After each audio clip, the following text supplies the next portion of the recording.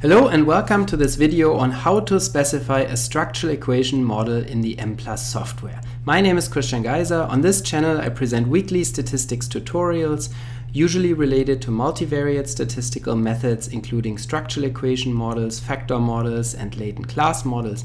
If this is something that interests you, then please subscribe to this channel.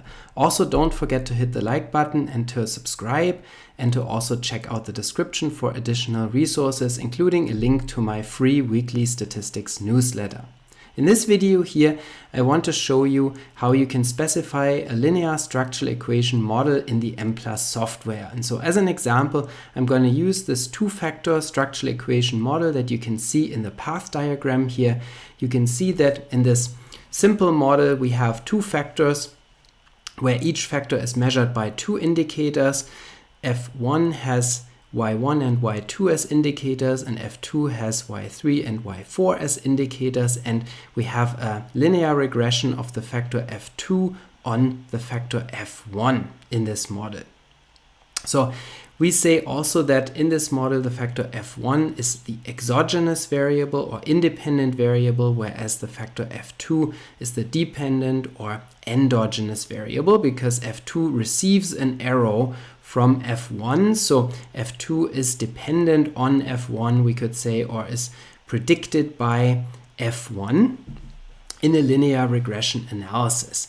This linear regression analysis here is has a path coefficient associated with it, or regression coefficient, that is labeled beta 21. The beta 21 coefficient is a linear regression slope coefficient. We also call this a path coefficient sometimes, and that characterizes the strength of the linear association between the factor f1 and the factor f2. You can also see that the factor f2, being an endogenous or dependent variable, has a residual attached to it, because we're typically assuming that not all of the variability in f2 can be predicted in a linear regression from f1 alone. There is some residual variability in f2 that is due to other factors, due to other causes or effects, and that then gets included in the residual variance, the unexplained portion of the variance of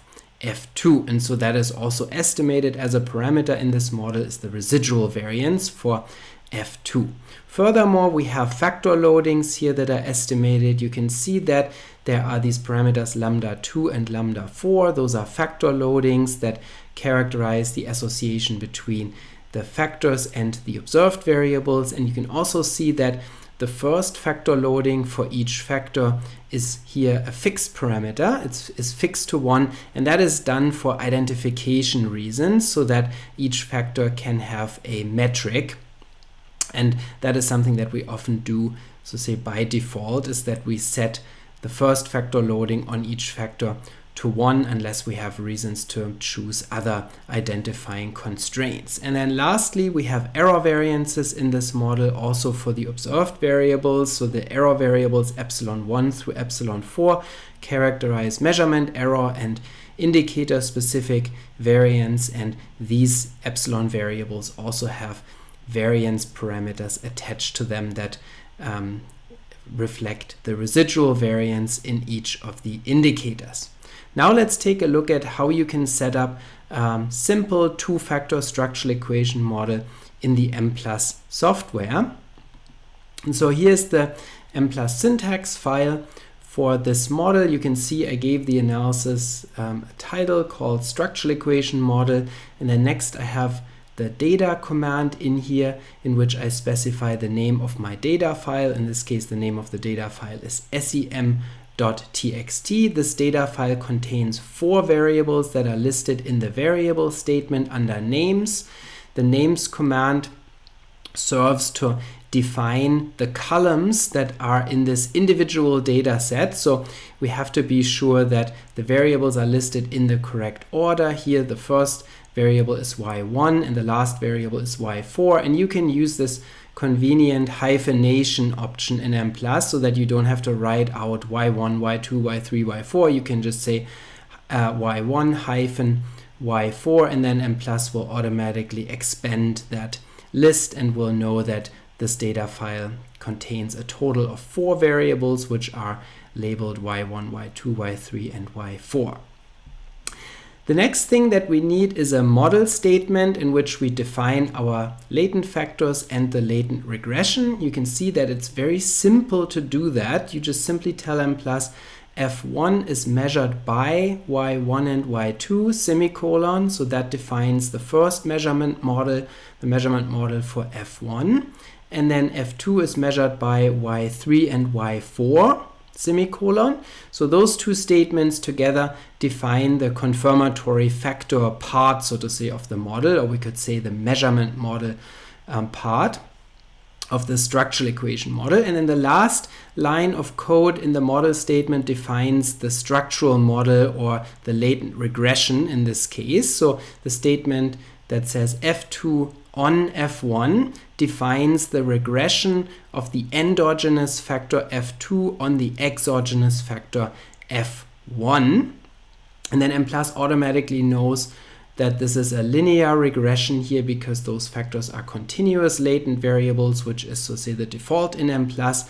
And that's also the case for the observed variables under names. Everything that's listed under names is considered to be a continuous variable unless you specifically define variables as non-continuous in Mplus. And so everything is considered to be a continuous variable, and therefore Mplus applies a linear structural equation model here to both the measurement model and the structural model. You can see that the factor loadings here are not explicitly fixed at 1 for the first indicators, as was shown on the path diagram, and I told you that's done for identification. So the reason why we don't have to specifically say anything about which loadings are fixed versus freely estimated is that Mplus by default fixes the first factor loading on each factor to 1. So you don't have to say anything about y1 or y3 specifically, and Mplus will automatically constrain these loadings to be 1.0 for identification.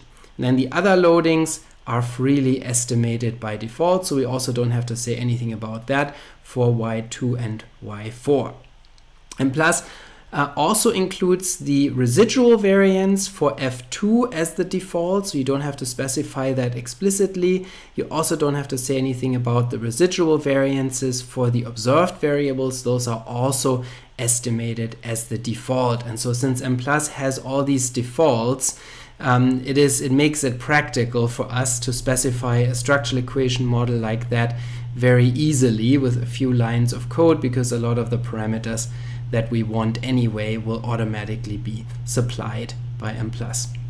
Finally, I included the output command here so that I can also take a look at descriptive statistics for the observed variables. Those are provided under the SumStat option, so then you can take a look at the observed variable means, covariances, and correlations. And I also requested the completely standardized solution, which is often of interest when we look at factor models or structural equation models.